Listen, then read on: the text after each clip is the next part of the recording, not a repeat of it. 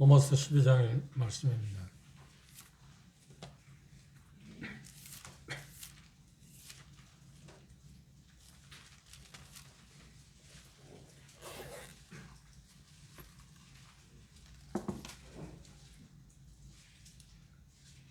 로마서 12장 1절부터 2절 다시 한번 함께 읽도록 하겠습니다. 로마서 12장 1절 2절입니다. 잤으면 함께 읽겠습니다. 시작. 그러므로 형제들아 내가 하나님의 모든 자비하심으로 너희를 권하노니 너희 몸을 하나님이 기뻐하시는 거룩한 산 제사로 드리라. 이는 너희의 영적 예비니라. 너희는 이 세대를 본받지 말고 오직 마음을 새롭게 함으로 변화를 받아 하나님의 선하시고 기뻐하시고 온전한 뜻이 무엇인지 분별하도록 하라. 말씀드린 것처럼 예고해드린 것처럼 오늘은 하나님은 세상을 어떻게 규정하시는가 하는 문제에 대해 생각해 보겠습니다. 다시 말하면 성경에서 세상에 대해서 뭐라고 정의를 내리는가, 그리고 우리는 이 세상에 대해서 어떻게 받아들이고 있는가 하는 부분입니다. 로마서 10장은 우리 그리스도인의 삶에서 시작점, 어떻게 구원받은 사람이 삶을 살아야 할 건가, 하나님의 은혜로 말미암아서 구원받고 하나님의 특별한 은혜로 인해서 성도다운 삶을 살아가도록 성령을 통해서 우리 안에서 역사하고 계시는데, 그런 삶을 우리가 효과적으로 살기 위해서 우리가 할 수 있는 일은 무엇인가 하는 것에 대해서 언급하고 있습니다. 이 본문은 하나님의 취하신 입장입니다. 우리를 향해서 하나님께서 우리에게 거듭난 그리스도인들입니다. 거듭난 그리스도인들에게 이렇게 살아야 한다고 지금 규정하고 있습니다. 그것에 대해서 가장 중요한 것이 뭐냐면 2절에서 말씀한 것처럼 이 세대를 본받지 말고, 이 세대는 이 세상입니다. 이 세대를 본받지 말고, 이 말씀을 하나님께서 하시는 이유가 뭐냐면 하나님과 우리의 관계가 건강해지기를 원하기 때문입니다. 아울러서 우리가 세상을 살아야 될 때 해가 있고, 우리가 세상을 살아야 될 때 해를 받을 뿐만 아니라 우리가 생각하는 것보다 많은 것을 잃게 된다. 그 많은 것을 잃게 된다고 할 가운데 가장 중요한 게 뭐냐면 하나님이 우리에게 주시는 것을 우리가 누릴 수가 없다. 복을 받을 수가 없다. 그것 때문에 하나님께서는 이 엄중한 말씀을 우리하고 있습니다. 우리가 이 세상에 살고 있지만 여기 성경에서 하나님께서 말씀하신 세상에 대한 규정을 내리는 것이 생각보다 까다롭습니다. 그리고 그것에 대해서 우리 마음 가운데 깊이 생각하고 사는 것이 그게 쉽지만은 않습니다. 그게 사실인가 아닌가를 생각해 보십시오. 여러분, 지난주에 여러분들의 삶을 살면서 나는 세상에 살고 있는가, 세상이 내게 어떤 역할을 하고 있는가, 얼마만큼 영향을 미치고 있는가에 대해서 생각해 본 일 있나요? 생각보다 그런 생각을 하고 살기는 쉽지가 않습니다. 왜냐하면 우리는 그냥 세상에 살고 있기 때문에 그렇습니다. 그런데 하나님은 분명히 우리에게 말씀하기를 우리는 세상과 뭔가 좀 달리 살아야 한다. 그래서 정확히 말하면 의역하는 것을 표현한다면 뭐라고 하냐면 세상이 우리의 삶을 지배하게 내버려 두지 마라. 그리고 세상의 그 가치관, 세상의 사조가 너의 삶에 영향을 미치지 못하도록 방지하라, 막으라. 이것이 주님께서 우리에게 말씀하신 말씀입니다.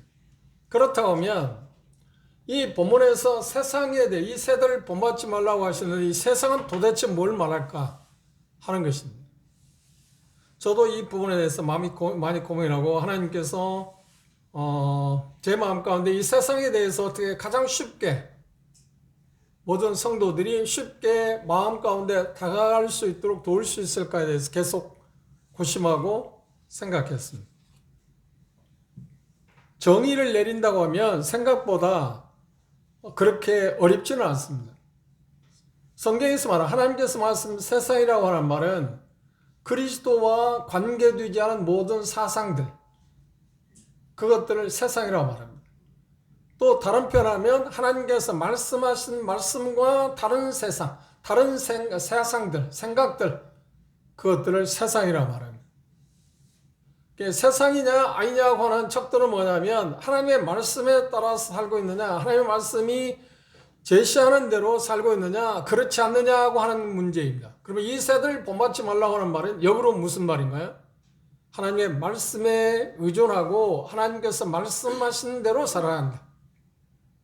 하나님 말씀하시는 것과 벗어나게 산다고 하면 그건 바로 세상을 위해 살고 세상이 나를 지배하고 있는 삶을 살고 있다고 표현할 수 있습니다. 여러 번 제가 말씀을 드렸습니다. 세상이라는 말은 정의를 내리면 그리스도 안에 있지 않아, 그리스도께 속하지 않은 그 모든 것을 가리켜서 세상이라고 말합니다.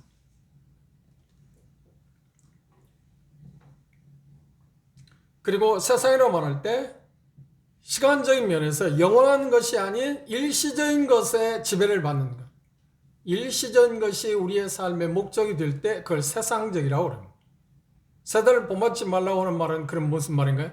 일시적인 것에 우리의 마음을 기울이지 말고 그것들에 대해서 치심치 말고 관심을 갖지 말고 영원한 것에 관심을 가져야 한다 하는 말과 같은 말입니다. 쉽게 여러분들 이해하도록 하겠습니다. 그리고 또 하나는 하나님의 뜻에 반대되는 그런 생각을 저버리라. 그것이 우리의 삶을 지배하지 못하게 하라. 그럼 역으로 말하면 하나님의 뜻에 맞는 삶을 살아야 한다. 또 하나 말씀드리면 하나님을 사랑하는 것, 그러니까 그리스도 안에서 우리의 삶에 우리에게 주는 복을 향유할 수 있는데, 누릴 수 있는데 그것과 반대되는 것을 취하지 마라. 하나님이 우리에게 주시기를 원하는 것을 놓치는 일이 없게 해라. 그것을 뭐라고 말씀하시냐면 세대를 본받지 마라고 말씀하신 것입니다. 또 하나 설명한다면 하나님과 또 사람에 대한 사랑에 문제가 있는 것들을 취하지 마라. 그걸 우리는 간증이라고 말하기도 합니다. 이런 다양한 부분에서 세대를 본받지 말라고 이야기하고 있습니다. 그 말을 더 직설적으로 말하면 하나님은 우리가 세상을 살면서 하나님 이외에 다른 내일을 두지 말라고 하는 말입니다. 그걸 세상이라고 말했습니다. 예수님께서는 이 세상에 모든 사람들의 아담 이후로 모든 사람들에게 영향을 미치는 가장 큰 두 개를 이야기했어요. 신. 그 하나의 첫 번째 신이 뭐냐면 세상에서 종교란에 쓴다고 하면 이 신을 쓰지는 않았습니다. 그런데 대다수의 사람들, 거의 모든 사람의 마음 가운데 가치관의 가장 큰 비중을 차지하고 있는 게 뭐냐? 만몬, 돈신입니다. 재물신. 이 부에 대해서 자유로운 사람은 이 세상에 사는 사람 가운데 없습니다. 나는 부에 대해서 전혀 관심이 없습니다. 무소유? 성경에서 말하는 무소유를 말하는 게 아닙니다. 이건 대단히 성경적이지 않습니다. 그건 불교에서 말하는 거지만 가당치도 않는 일. 어떻게 무소유를 갈 수 있나요? 성경이 말하는 말은 무소유, 전혀 어떤 것을 소유하지 말라는 게 아니라 소유할 수 있음에도 불구하고 그것이 우리의 삶에 우지자지, 우리의 삶에 영향을 미치지 못하게 하라. 그것 때문에 우리의 삶의 가치를 그곳에 크게 두지 말고 살라고 하는 것이 하나님의 말씀이지 무소유를 말씀하는 거 아닙니다. 까닭지 않은 못하면 그리스도의 진정한 삶, 신령한 사람의 삶은 무소유, 아무것도 소유하지 않는 거라고 착각하고 있는데 성경은 그렇지 않습니다. 분명히 우리에게 사유재산에 대해서 하나님은 말씀하시고 그리고 하나님께 우리에게 주시는 그 수많은 것들 가운데 빼놓을 수 없는 것들이 이 소유들입니다. 성경에 단 한 번도 이 소유에 대해서 정죄한 일이 없어요. 소유 자체에 대해 정죄한 일이 없습니다. 문제 정죄하는 것은 뭐냐면 그 소유를 얻기 위해서 부당한 방법으로 그걸 취하려고 하는 것에 대해 정죄하고 있고, 또 소유 자체가 마치 나의 삶의 행복이나 아니면 안정을 준다고 생각하는 잘못된 그 의식, 그것을 정죄하고 있을 뿐이지 그 자체를 정죄하지는 않습니다. 하나님이 우리를 창조하실 때 우리에게 필요한 것들을 공급하시겠다고 약속했습니다. 그건 무엇일까? 소유지 않나요? 건강이 됐든 부가 됐든 명예가 됐든 사람들이 일반적으로 생각하는 그것들을 하나님이 우리에게 욕구들을 주셨습니다. 그 자체는 아무런 문제가 없습니다. 그래서 성경에 돈 문제에 대해서 할 때 돈 자체를 정죄한 게 아니라 돈을 사랑하는 것에 대해 정죄를 했습니다. 하나님보다 더 크게 생각하는 그 자체에 대해 정죄했지, 우리는 이 부분에 대해서 분명한 철학을 갖고 살아야 합니다. 다시 말씀드립니다. 성경은 무소유를 말씀한 일이 없습니다. 그 소유를 누가 줬는가 주인을 의식하며 살기를 원하고, 그 소유가 우리에게 필요한 만큼 주셨다고 하는 자족하는 마음이 우리에게 필요하다는 겁니다. 더 많이 갖고자 하는 소유의식, 그것을 성경은 정죄합니다. 그것이 세상이 우리에게 주는 가장 큰 난맥성입니다. 문제에 두는 것이 그것입니다. 더 많이 갖고 있어야 합니다. 더 많이.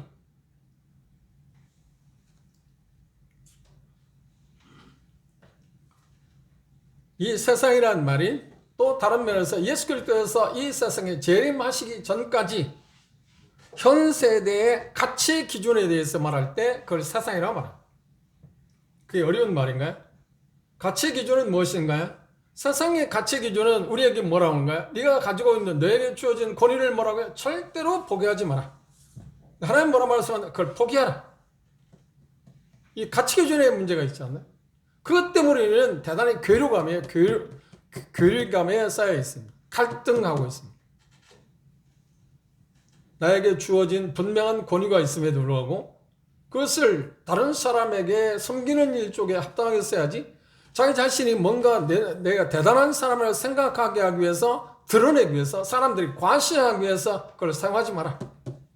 그리고 사람을 지배하려고 하는 의미에서 주어진 권위를 행사하지 마라. 섬기기 위해서 행사. 그게 세상과 하나님의 가치관의 차이입니다. 그런데 세상은 우리가 뭐라는 거야? 네게 주어진 권리를 절대 포기하지 마라. 그걸 누리라. 그리고 그것에 빼앗길 일이 있으면 법정에로 가지고 와라. 그렇죠? 법정에 가는 이유가 뭔가요? 내게 주어진 것을 절대로 손해를 보지 않겠다, 빼앗기지 않겠다고 하는 거 아닌가요? 그런데 그것이 우리에게 이미 침투했어요. 심지어 처음 교회인 초대교회, 고린도 교회 그게 노후였어요. 그리고 형제들 사이에 문제가 생겼는데 그 문제를 해결해달라고 법정에 가지고 왔어요. 그러니까 하나님은 바울 사도를 통해서 우리 뭐라 말했어요? 당하는 게 낫다. 잃어버린 게 낫다. 손해보는 것이 낫지. 어떻게? 믿지 아니한 사람들 앞에 가서 성경에 대한 기본적인 상식이나 가치관이 전혀 다른 사람들에게 가서 하나님께서 말씀하는 그 가치관에 합당한 것을 판단해 달라고 법정에서 호소할 수 있는, 그러니까 대단히 어리석은 일이라고 우리에게 강조하고 있습니다. 그런데 우리의 가운데 어떤가?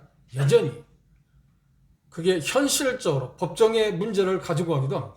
그게 현실 아닌가? 이유가 뭔가요? 세상이 우리에게 상상할 수 없을 만큼 우리에게 침투했습니다. 그리고 저에게나 여러분들의 의식 가운데 그것이 지배하고 있는 것을 부정할 수 없습니다. 그런데 하나님은 우리에게 말씀하시는 그것이 나나 여러분의 삶을 지배하지 못하게 돼. 내버려 두지 마라. 통제해. 그걸 이 세대를 본받지 마라고. 이유가 뭔가요? 하나님이 주신 온갖 선한 것들을 받아 누릴 수 있는 것이 그곳에 있지 않냐고. 오히려 그렇게 살 때, 세상을 사랑하게 될 때 그것들을 상실하게 된다. 그런가 그러지 않은가를 한번 확인해 볼까요? 여러분이 이제까지 삶을 살아오고 있어요. 하나님의 말씀과 저촉되는 일을 통해서 어떤 그런 수단 방법을 가르쳐 어떤 것을 얻었습니다. 그런데 그것이 여러분 마음가운데 진정한 기쁨이 되던가요? 안정감을 주던가요? 평안함을 주던가요? 행복을 주던가요? 아니요. 아닙니다. 그것은 언뜻 보기에 나에게 거대한 것을 준 것처럼 보이고 은행 잔고가 높아질 수는 있을지 모르지만, 그러나 내 마음 가운데 기쁨 대신에 오히려 수치감을 줄 뿐입니다. 그리고 많은 것을 얻은 것처럼 보이지만 내 마음은 비어 있습니다. 공허한 것입니다. 그것을 성경적으로 표현할 때, 아니면 심리적으로 표현한다면 말하면 영적인 공허감이라 말합니다. 많은 것을 소유하고 있음에도 여전히 부족한 것, 가난한 사람. 그게 현실 아닌가요? 저도 그렇고 여러분도 그런 일을 수없이 반복해왔어요. 그 경험 가운데 우리가 살고 있어요. 그런데도 여전히 정신 차리지 못하고 또 비싼 일을 당하면 또다시 그 일을 추구하고. 그래서 하나님 우리가 뭐라고 말씀하시는 거예요? 그걸 세상을 추구하지 마라. 그것이 여러분들을 지배하지 못하게 해라. 이 엄연한 말씀을 하신 하나님은 우리에게 갖고 우리가 누리고자 하는 것을 빼앗기 위해서인가요? 그걸 누리지 못하기 위해서 말씀하신, 아니요. 그게 진정으로 우리의 삶의 질을 결정하는 게 아니기 때문에 삶의 질은 바꿔 말하면 사람의 행복의 척도는 무엇인가 소유에 있지 않습니다.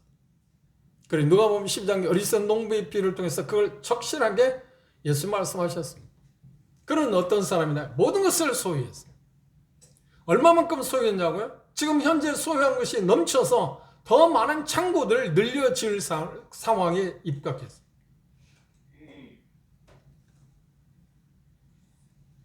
그런데 그는 뭐라고 했나요? 자기가 소유하고 있는 것에 떠나서 자기 영혼이 호의호식하며 살 수 있을 거라고 생각해요. 영혼이라고 하는 것은 먹고 마시는 것 충족되는 게 아닙니다.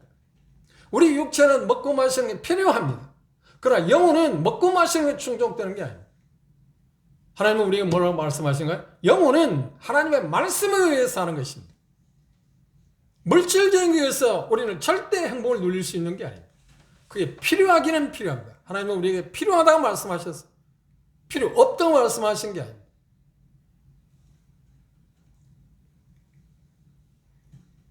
세상이라고 하는 그것에 대해서 정확하게 정의를 내는 것이 여러 가지 제가 생각해 봤지만 가장 좋은 방법이 뭐냐면 하나님께서 그 말씀하신 말씀에서 세상에 대해서 뭐라고 정의했느냐 하는 것보다도 더 확실한 진리가 없다고 생각합니다. 그렇지 않나요?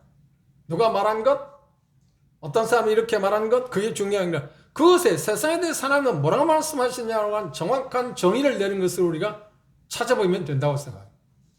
그게 어디에 있을까요? 그게 무엇일까요? 그렇습니다. 요한일서 2장을 보십시오.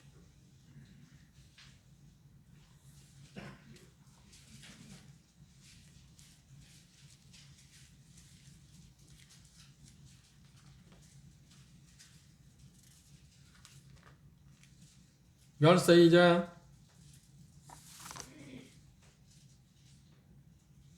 15절 16절입니다.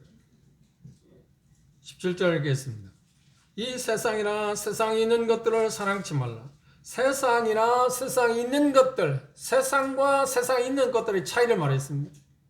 성경은 우리 문자를 잘 봐야 합니다. 세상이나 세상에 있는 것들, 이게 차이가 있습니다. 사랑치 말라. 누구든지 세상을 사랑하면 아버지의 사랑이 그 속에 있지 아니하나니 이는 세상에 있는 모든 것이 뭐라고 했나요? 세상을 뭐라고 정의했나? 첫째, 세 가지로 정리를 했습니다. 하나님. 첫째, 뭐라고요?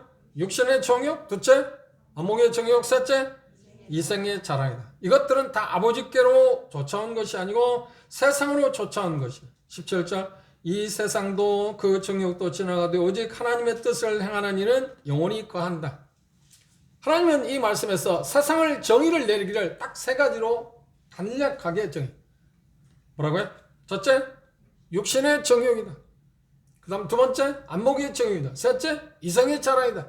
이 어려운 말처럼 보이죠? 하나님은 세상에 대해 이렇게 정의를 내렸습니다. 세상에 있는 모든 것 뒤에는, 그러니까 세상과 세상에 있는 것이라고 그랬습니다.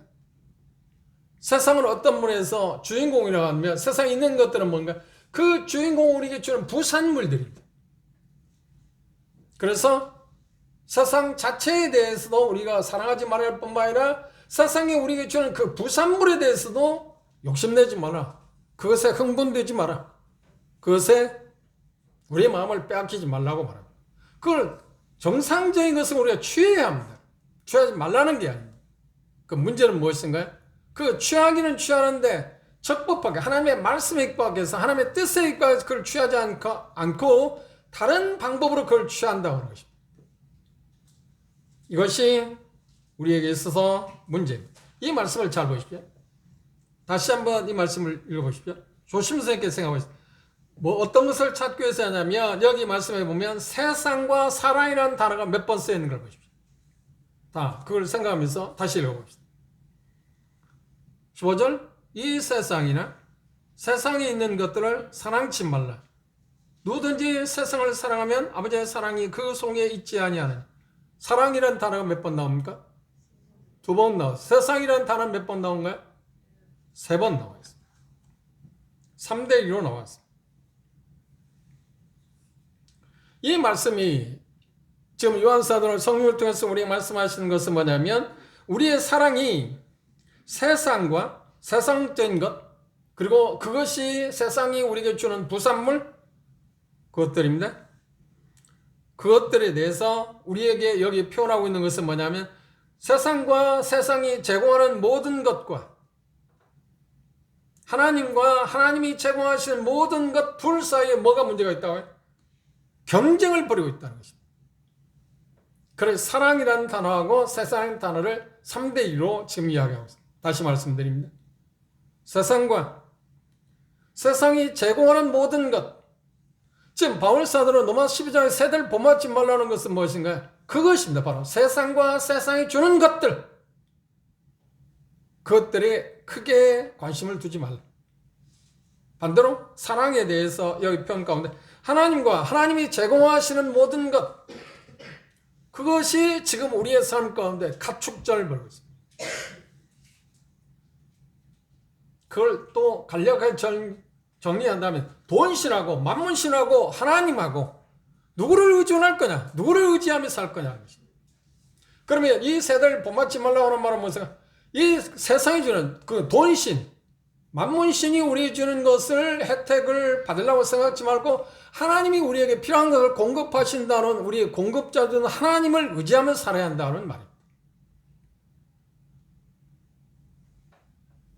그런데 이 부분에 생각할 때 여러분이 기대하는 분은 누구인가요? 여러분이 생각하는 것은 무엇인가요? 무엇인가를 얻기를 원할 때 뭘 추구하는가요?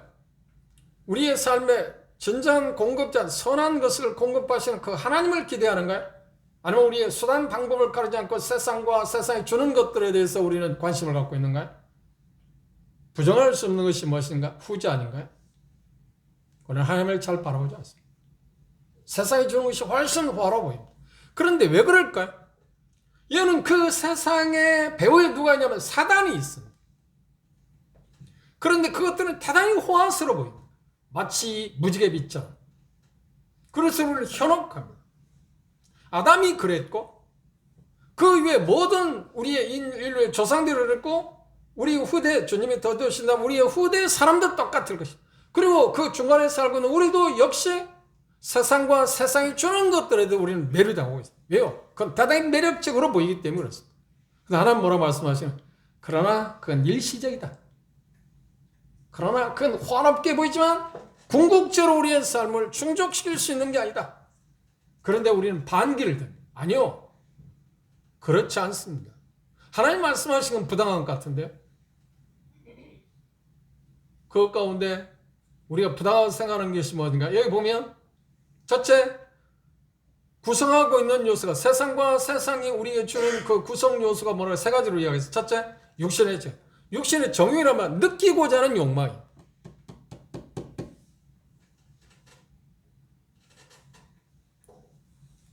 이것을 가르쳐서 말하면 쾌락주의라고. 우리 인생을 살아갈 때 즐거움이 우리에게 필요합니다. 하나님 우리를 창조하셨을 때 우리가 즐겁게 살기를 원하십니다.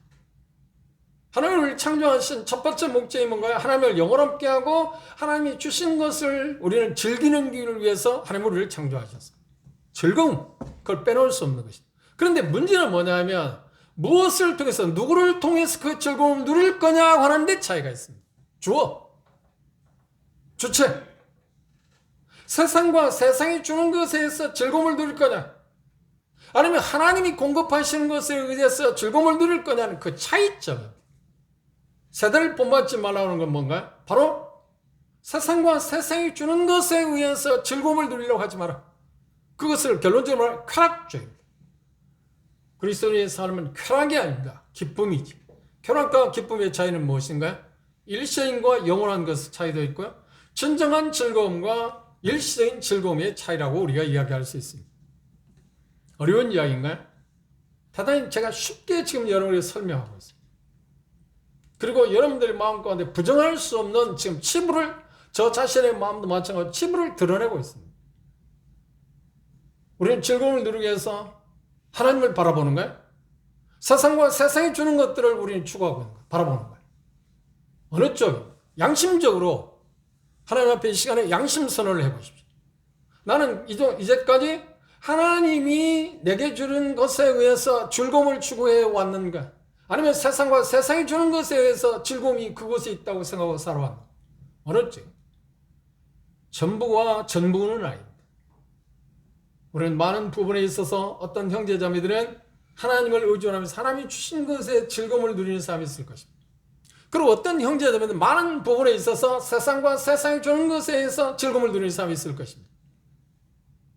세상과 세상이 주는 것에 즐거움, 쾌락을 누리며 살다가도 내가 잘못했다는 깨닫고 이것이 진정한 즐거움이 아니라 기쁨이 아니다 생각하고 회개하고 돌이킨 때가 있을 겁니다. 그런데 또다시 그대로 돌아가지 않나요? 이게 반복적인 것입니다. 그러면서 조금씩 그렇지, 내 삶의 진정한 행복은 하나님이 공급하시는 것에서 주어지는 것이지 세상과 세상이 주어지는 것들이 의해서 주어지는 거 아니라고 생각하기 시작합니다. 우리가 예수 그리스도를 믿게 되었을 때, 거듭나게 되었을 때 가장 특이한 변화가 무엇인가요? 그건 제가 말씀드린 것처럼 가치관의 변화입니다. 가치관. 무엇이 가치 있느냐? 쾌락이냐 기쁨이냐? 언뜻 생각하면 쾌락과 기쁨을 생각할 때 훨씬 쾌락이 좋아 보이지 않나요? 그러나 쾌락은 세상과 세상이 주는 것들. 그러나 기쁨은 하나님이 주시는 것입니다. 그러니까 즐거움 자체는 하나님이 우리에게 주신 욕구입니다. 우리는 즐거워해야 합니다. 제가 존경하는 학자들 가운데 웨스비라는 분이 있습니다. 그분은 그리스도의 삶을 뭐라고 말하냐면 춤추는 것, 춤추는 삶, 그리고 즐거운 삶이라고 했어요. 하나님이 주시는 기쁨은 요한복음에서 예수님 뭐라고 말씀하셨어요? 이 세상이 주는 것과 다르다. 이 세상이 뭔가 세상과 세상에서 주는 그 부산물에 의해서 우리는 기쁨을 누릴 수 있는 게 아니다. 그런데 우리는 여전히 뭐라고 하는가요? 아니요. 세상과 세상이 주는 것에 우리는 기쁨을 누릴 수 있는데 거기는 기쁨이 아니라 쾌락을 누릴 수 있는데 라고 말이야. 정직하게. 그렇지 않나요? 우리는 뭔가 쾌락을 누리기로 해. 짜릿한 것. 그래서 거기에 나타나는 현상이 무엇인가? 성적인 문제. 이게 인간 사회에서 빼놓을 수 없는 문제입니다. 예를 들어 봅시다. 하나님이 주시는 성적인 것은 성은 어떤 것인가요? 그렇죠. 결혼이라는 제도화에서 성을 누리라고, 그걸 즐거움을 누리라고 하나님이 우리에게 주셨어요. 그러나 세상과 세상이 주는 쾌락은 무엇인가요? 아니야. 네가 원하는 대로.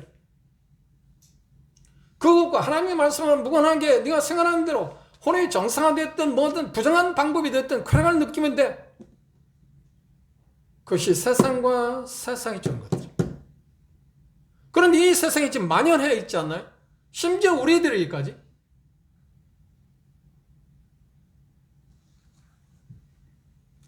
미국의 어떤 저면학자가 거듭났다고 하는, 그냥 그리스도인이라고 하는 게 아니라 진정으로 거듭났다고 하는 사람들에게 설문을 조사한 일이 있어요. 그 설문조사 제목이 뭐냐면 나쁜 그리스도라는 책입니다. 나쁜 그리스도라는 책에 설문조사한 일이 있어요. 그런데 그걸 보고 제가 깜짝 놀랐어요. 거듭난 그리스도인이라고 하는 겁니다. 그냥 교회 다니는 사람이 아니고 자기 스스로가 정말 거듭났다고 하는 사람들에게 조사를 했는데 20대에서 30대 그리고 40대 이후의 사람들에게 설문조사를 했습니다. 여러 가지를 조사했는데 그 조사 가운데서 이런 데이터가 나왔습니다. 동성애에 대해서 어떻게 생각하십니까? 그러면 일반적으로 성경을 안에서 동성애는 죄죠. 그렇죠? 누구나 할 것 없이 0%이야. 그런데 20대, 30대는 37%가 괜찮다고 나왔습니다. 세상 사람이 물은 게 아닙니다. 40대, 50대는 17%가 괜찮다고 해요. 도덕적으로 아무런 문제가 없어요. 이게 지금 현실입니다. 이건 타락할 대로 타락한 거예요. 물론 그들이 정말 거듭난 사람인가 의심할 수 있어. 그런데 그 사람이 설문조사할 때 정말 거듭났다고 하는 사람들을 설문조사했는데 그런 통계가 나왔어요. 낙태에 대해서는 어떻게 생각하십니까? 그런데 20대, 30대에서는 50몇 프로가 괜찮다. 도덕적으로 아무 문제가 없다. 40대, 50대 이상은 뭐라고 하냐면 최소한도 27%가 괜찮다. 성경은 뭐라고 하는가? 그건 죄악입니다.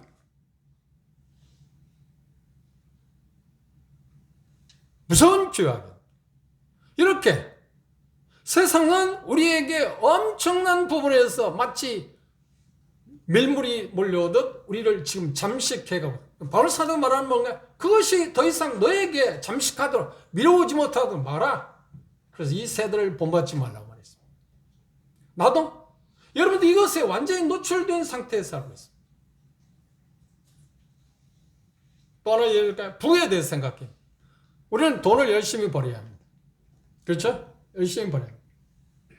그럼 열심히 벌어야 할 때 하나님은 뭐라고 말씀하신가? 정상적인 방법으로 하나님의 말씀에서 저촉되지 않은 수단과 방법을 통해서 돈을 벌어야 한다. 정상적인 방법. 세금을 낼 건 꼬박꼬박 세금도 내고, 그리고 법적으로 문제가 되지 않은 그런 방법을 취해서 수단을 통해서 돈을 치부해야 한다고 말합니다. 그런데 세상은 뭐라는 거야? 아니야. 그건 어리석은 짓이야. 수단과 방법을 가지고 네가 어떤 걸 소유할 수 있으면 그렇게 해라. 그리고 우리가 보는 세상이 그렇지 않나요? 지금도 여전히 수많은 사람들 어떤 거야? 자기들이 치부한 것이 정상적이라고, 분명히 양심은 그게 비정상적이라고 말하는데도 정상적이라고, 그게 문제가 있으면 법적으로 가지 않아요? 나는 정상적으로 그렇게 했다. 지금 여전히 우리는 지금 현재 오늘도 뉴스를 틀면 그게 우리 현실로 오고 있지 않아요? 그런데 그게 중요한 게 아니에요. 나는 어떤가 하는 것이죠. 거듭난 나는 어떤가. 한번 생각해 보십시오. 판단하기 위해서 현실을 말합니다. 주님께서는 우리가 정상적으로 6일 동안 열심히 돈을 벌어야 돼요. 그죠? 그리고 주일날은 어떻게 하는가? 우리도 육체적으로 쉬어야 할 때가 필요합니다. 내일을 준비하기 위해서. 그 육체적인 것도 필요한 것입니다. 그리고 영적으로 어떤가요? 하나님께 예배 드리고 하나님 앞에서 말씀하시는 대로 함께 모여서 서로 사랑과 격려를 하고 서로를 격려해야 한다고 말씀하십니다. 그런데 뭔가요? 아니야. 지금 내가 지금 당장 급한데 그게 뭐가 더 중요해? 아니야. 하나님께서 공급하시는 것보다는 세상과 세상이 주는 방법에 있어야 나는 돈을 넣을 거야. 그리고 뭔가 상관없이 그 일을 하고 있습니다. 그런데 그 일을 할 때 우리는 뭐라고 한 거야? 세상은 뭐라고 해요? 사단은 뭐라고 해요? 배우에서 말 너는 지금 잘하고 있나? 그럴 수밖에 없잖아. 하나님 말씀대로 네가 살아봐라. 너는 가난해질 거야. 그럼 너는 정말 행복을 남의 것처럼 멀리 보일 거야. 이게 우리를 자극하지 않나요? 그래 바울사는 뭐라는 거야? 그것을 막으라. 그것이 침통하지 못하게 하라. 진정한 행복은 어디에 있다고? 하나님이 공급하심에 달려 있다. 세상이 주는 것, 세상과 세상이 있는 것들, 그것들이 충족될 수 없다고 말합니다. 그리고 우리는 양심적으로 그걸 경험하고 있지 않나요? 그런데 문제가 부딪히면 어떤가요? 또다시 그 길로 가요. 또다시. 그래 바울사도는 말합니다. 아니야. 그렇게 하지 마십시오.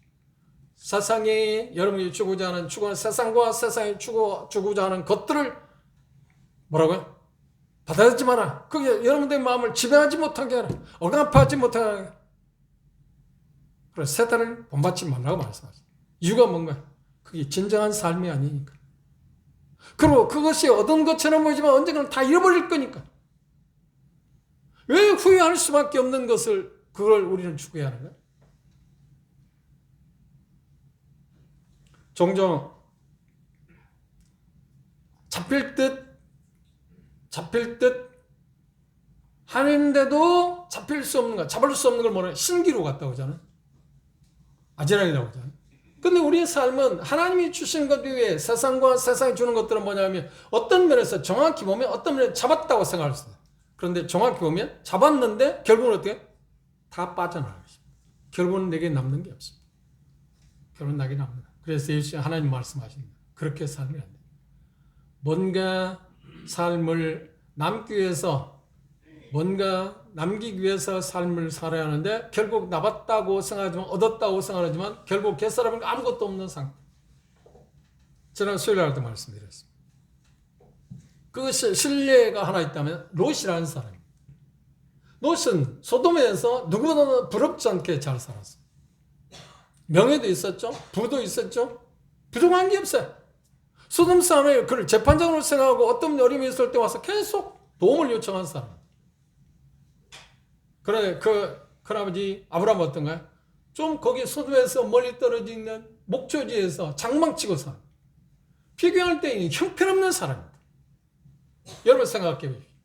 소돔성에 거창한 집을 짓고 떵떵거리며 사는 것을 추구하시겠습니까?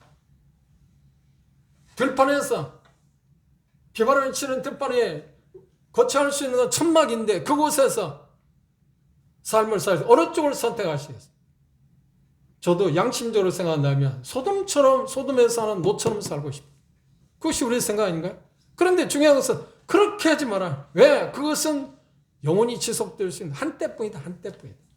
그리고 중요한 건 뭐냐면 소돔에서 그런 혼란한 삶을 살고 있을 때 지금 살고 있는 롯의 마음은 정말 행복했을까? 기뻤을까? 평안했을까? 만족했을까? 아니다. 아브라함의 삶을 봐라.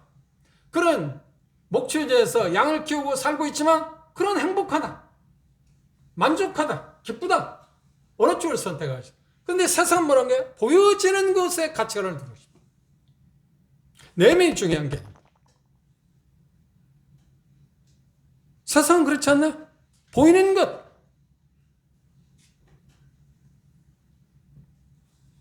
시편가 그렇게 말합니다. 거처에 대해서 언급할 때 운막에 사는 것이 궁전에 사는 것보다 어떻게? 훨씬 좋다. 그거 이해가 됩니까? 운막에 사는 거하고 궁전에 사는 거하고 어느 쪽을 선택하죠? 세상은 뭐라고 궁전이다. 근데 하나님 뭐라고 운막에 살면서도 기뻐할 수 있으면 그걸 좋다. 문제는 이것입니다. 우리가 궁전에 살면서 진정한 기쁨을 누릴 수 있다면 그걸 선택할 수 있습니다. 꼭 운막에 사는 것만이 더 좋은 것은 아닙니다. 오해하지 마십시오. 세상에는 그렇게 두 가지 이원론적인 생각을 갖고 사는 사람이 있습니다. 우리는 어렵게 살아야 한다. 그게 더 행복한 거다. 아니요. 성경은 그렇게 말하고 있지 않습니다. 우리는 호화롭게 살아야 한다. 그게 더 행복한 그것도 아닙니다. 그가 어떤 형편에 있든지 자족하는 그 마음 자체. 그게 행복입니다. 하나님이 우리에게 필요한 것을 주셨을 때 그것으로 기뻐하고 자족하는 마음. 하나님이 내게 필요한 것을 공급하셨으니까 그것으로 감사하며 사는 것. 그것이 진정한 행복 아닌가?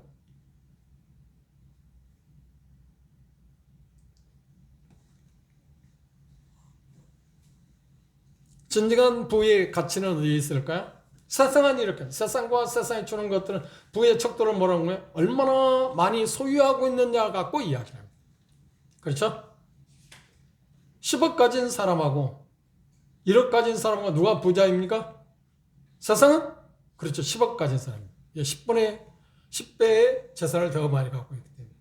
그러나 그리스도의 가치에 있어서는 10억 가지고 나는 그래도 부족하다 생각하는 사람이 있다고 하고 1억 가지고 나는 이제 됐어 하는 사람 누가 부자입니까?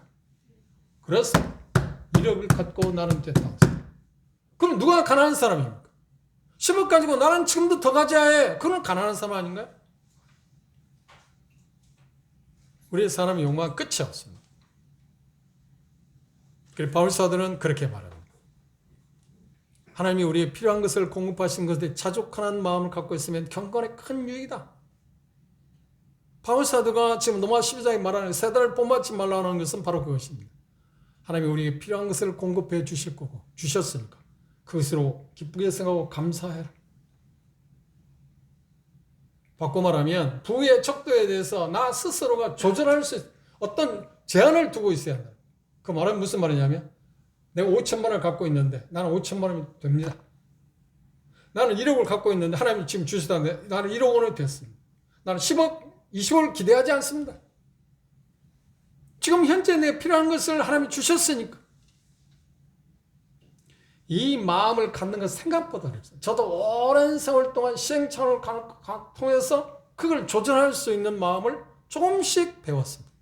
그리고 여전히 지금도 시험 받습니다. 그렇죠? 어떤 사람이 말한 것처럼 세상의 가치관에서 부는 많을수록 좋다고요? 그게 사람의 가치 아닌가요? 근데 하나님 뭐라고 하세요? 많을수록 좋다고? 아니야. 그것이 너를 병들게 할 수 있다고 하는 것이 성경의 가르침입니다. 문제는 어떤 것을 많이 소유하고 있냐 소유하지 않느냐가 중요한 거 아니라 그것에 대한 내 마음이 그것에 대해서 의지하고 있느냐 의지하지 않느냐 하는 것입니다. 그것을 주신 분이 누구냐고 하는 것에 대해서 알고 감사하느냐 감사하지 않느냐는 차이점이에요. 그럼 물어봅시다. 여러분 현재 바라는 게 뭔가요? 더 필요하다고 생각하는 게 있나요? 있어야 합니다. 나는 있어야 한다고 생각합니다. 그런데 그것을 누가 준다고 믿습니까? 그것을 주실 수 있는 분이 누구라고 생각하십니까? 세상과 세상에 있는 것들에 의해서 얻을 수 있다고 생각하십니까? 아니면 하나님입니까? 내가 바라는 것은 누구입니까?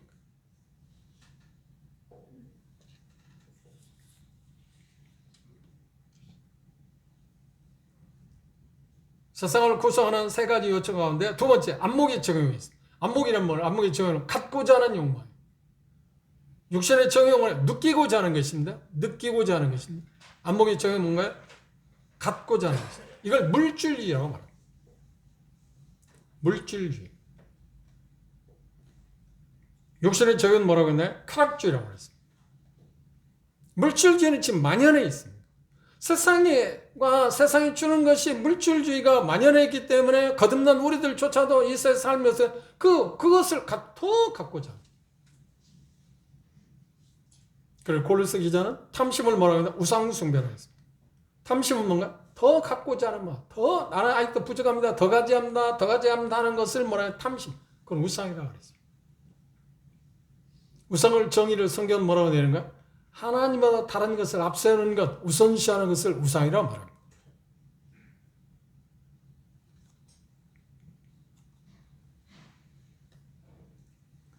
안목의 적용과도 빼놓을 수 없는 것이 재물이 있습니다. 돈이 있습니다. 그것들을 가져갈 수 있는 방법이 있다고 하면 수단과 방법을 가리지 않는 것이 세상이 추구하는 것입니다. 세상과 세상이 우리에게 가져다 줄 수 있는 거라고 생각하고 그렇게 살고 있기 때문에 우리도 그 세상 가운데 살면서 그것을 고스란히 받아들이고 있습니다. 그렇지 않으면 손해볼 것 같으니까. 하나님 말씀대로 하면 우리는 뭔가 손해볼 것 같아. 그럼 한번 물어보죠. 정직하게 하나님 앞에 그 부분에 대해서 대면해보고 하나님께서 말씀하신 대로 살 때 손해본 일이 있나요? 아니면 하나님 말씀대로 하지 않고 세상과 세상이 주는 것들을 추구할 때 이익 본 게 있나요? 제가 말하는 것은 뭐냐? 내 마음으로 행복을 어디에서 왔냐? 이익 봤죠? 재산고가 저축가 늘어나고 집도 좋은 차도 여러 가지 것들을 물질적인 것을 더 많아졌으니까 늘어간 건 사실인가? 세상과 세상이 주는 걸 추구할 때. 그렇죠? 하나님이 주시는 걸 추구할 때 우리가 그런 쪽의 것들의 혜택이 있는가? 아니요. 근데 차이는 뭔가요? 세상과 세상이 주는 것들은 여전히 공허합니다. 더 가져야지, 또 가져야지, 또 가져야지. 마치 목마른 사람에게 소금물을 먹은 사람. 소금물을 먹으면 어떤가요? 갈증이 멈춰지는 거예요? 아니요. 계속 먹고 또 먹고 또 먹고 해요. 세상과 세상이 주는 것들은 그런 것. 그래서 하나님은 우리에게 말해요. 그것 세상을 본받지만 그것이 지배를 받지만 예수님께서 누가복음 12장에 어리석은 부자의 농부에 대해서 언급할 때 주제가 뭐였나요? 행복은 지레에 있지 소유의 넉넉함에 있지 않다. 그런데 하나님은 그렇게 말씀하세요. 세상은 뭐는가? 세상과 세상이 주는 것들 아니야. 소유에 있다. 소유 넉넉함에 있다. 그래 바울사 말하는 거야. 아니야. 삶의 진정한 질은 행복은 소유에 있지 아니하고 다른 데 있다고 말합니다. 하나님과 관계에 있다고 말합니다. 하나님과 관계. 우리는 그렇게 살아봤지 않나요? 우리는 누구보다 이 부분에 대해 부정할 수 없는 간증이 있습니다. 우리가 거듭나기 전에 어떻게 했나요? 세상과 세상이 주는 것들이 온통 우리의 마음을 지배해서 그래서 그것을 위해서 우리는 행복할 거다, 안정감을 갈 거다, 즐거울 거다, 만족할 거라고 우리는 그걸 추구하면서 살았지 않나요? 여러분들 구원받을 때까지 저는 19세까지 그렇다고 해서 그쪽에 19세짜리 청년이 젊은이가 얼마나 많이 탐냈겠습니까? 그래도 그거라고 생각하니까 그렇게 살아온 게 아닌가요? 그런데 어느 날 예수 그리스도를 만났어요. 그때 다 무너져버렸어요. 아니야. 이것들이 내 삶을 지탱하는 안동을 줄 수 있는 거 아니야. 하나님과 관계의 시작이 내게 있어서 최고의 행복이고 만족이고 즐거움이라는 것을 알았어요. 여러분들 동의하십니까? 거듭난 삶은 동일한 간증이 있어요. 그런데 그 이후에 내 삶은 여러분의 삶은 어떤 거냐? 여전히 그 마음을 추구하고 사는 거야? 아니요. 그렇지 않겠는데 바울사도만 그것이 자연스러울 것 같으면 거듭난 후에 자연스러울 것 같으면 이 세대를 본받지 말라고 할 필요가 있나요? 없나요? 그렇지 못하기 때문에 그쪽으로 자꾸만 기울어지기 때문에 지금 뭔가 방어복을 친 거 아닙니까? 이스라엘 본받지 마라. 이스라엘 본받으면 어떻게 해? 하나님 주시는 혜택을 누리지 못한다.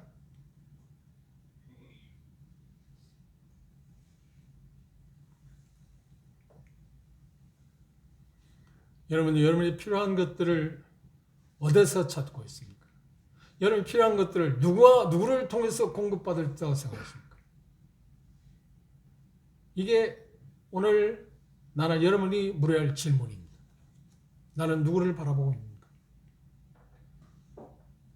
세상과 세상에 있는 것들인가? 그것들이 나를 행복하게 줄 수 있다, 행복하게 할 수 있다고 생각하는가? 아니면 하나님인가? 이론적으로 말하면 누구나 다 하나님이라고 말하죠. 그런데 실질적으로 내 삶이 그러냐는 것입니다. 우리는 수없이 그 경험을 했습니다. 세상과 세상에 있는 것들을 추구하고 그것들의 어떤 것을 얻었을 때 단맛이 있었습니다. 짜릿한 쾌감도 있었습니다. 만족감도 있을 수 있습니다.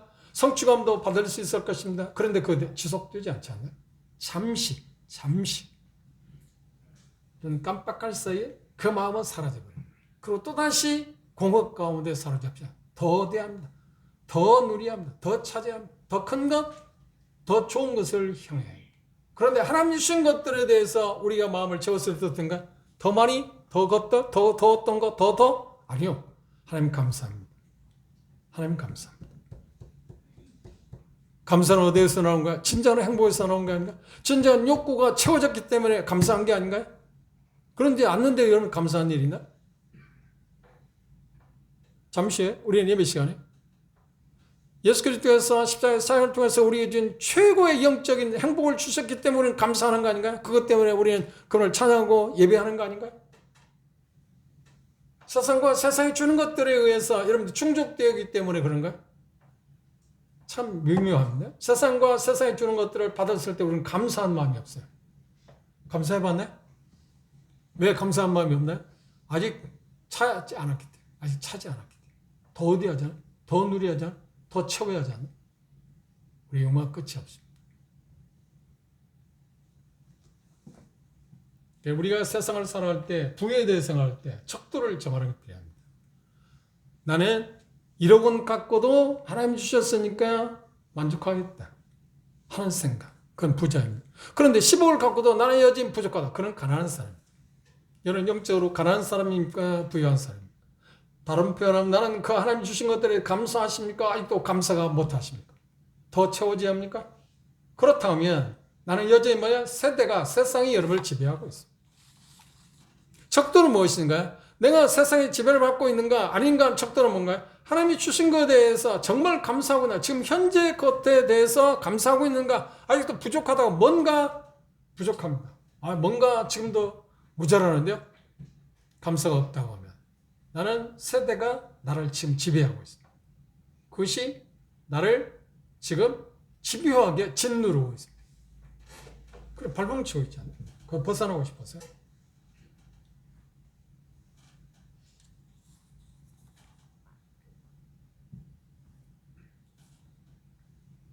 이것들이 우리에게 안정과 그리고 행복을 주어진다고. 이것들은 뭔가요? 세상과 세상이 주는 것들. 우리는 경험했습니다. 그리고 정말 진정으로 양심적으로 그렇게 말할 수 있지 않나요? 세상이 주는 것들에 의해서 나는 만족할 수 없습니다. 세상은 내 영혼을 충족시킬 수 없습니다. 진정한 행복도 세상과 세상이 주는 것들은 가당치도 않습니다. 오직 주님입니다. 하나님이 주신 것들이야만 나는 내 영혼이 만족하고 즐거울 수 있습니다. 이것이 우리 고백 아닌가요? 우리는 그 고백에서 우리는 얼마나 멀리 지금 와 있습니까? 오늘 바울사가 이 말씀하신 거, 하나님께서 바울사를 통해서 성령을 통해서 우리 말씀하시는 이유는 뭐야? 지금 돌아오라. 그게 우리 삶에, 너의 삶에 유익이 없으니까 돌아오라. 회개하라는 것입니다. 돌이켜라. 그리고 그것으로 가고 있는 사람을 더 이상 가지 마라.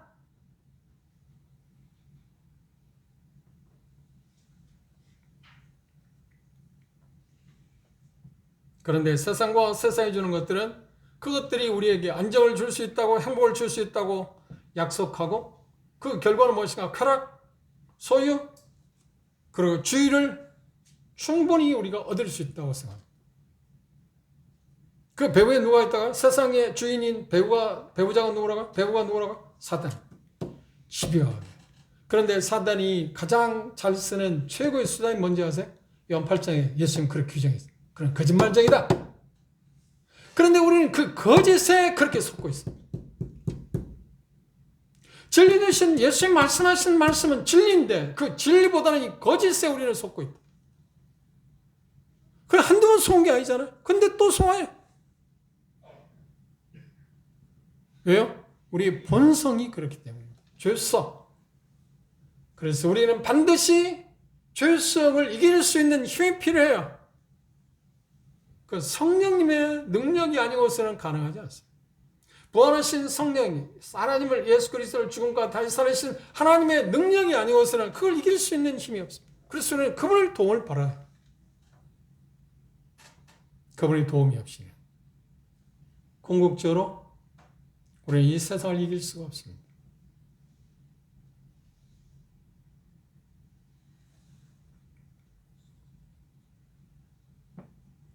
기억하십시오.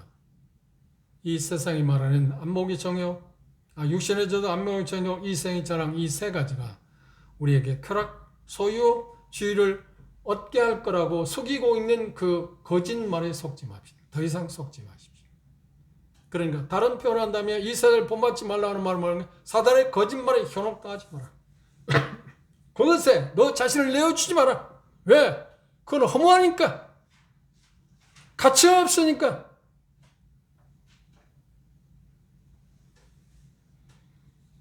생각해 보십시오.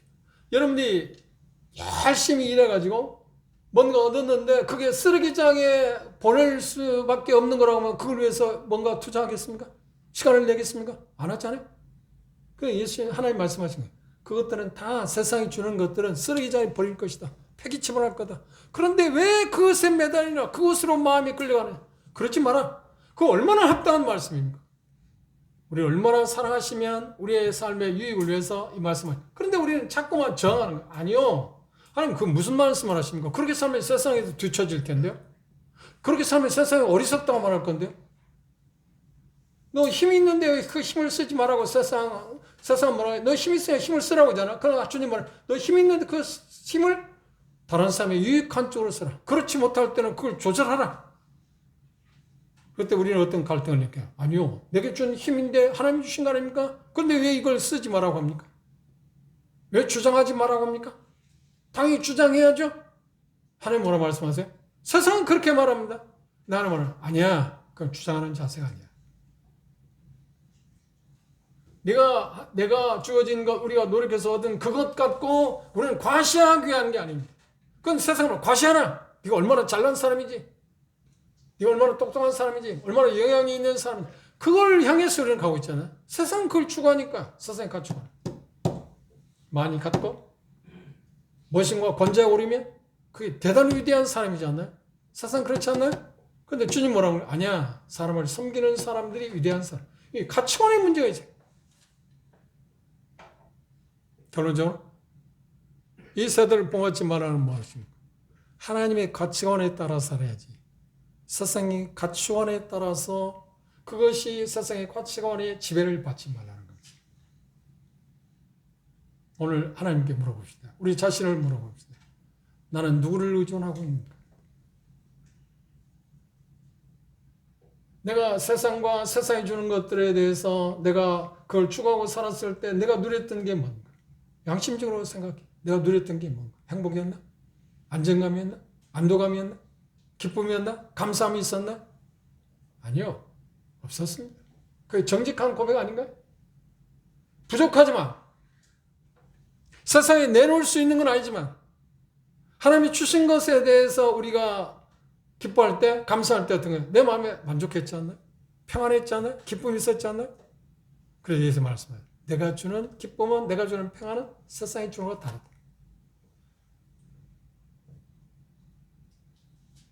나는 누구를 통해서 그것들을 얻어낼 수 있다고 생각하십니까? 나는 지금 누구를 바라봅니까? 바꿔 말하면 우리가 소유하고자 하는 것, 얻고자 하는 것들, 이 세상을 삶을 살아갈 때 삶의 질을 높이기 위해서 누구를 의존하느냐는 것입니다. 누구를 바라보고 있느냐. 기도합시다.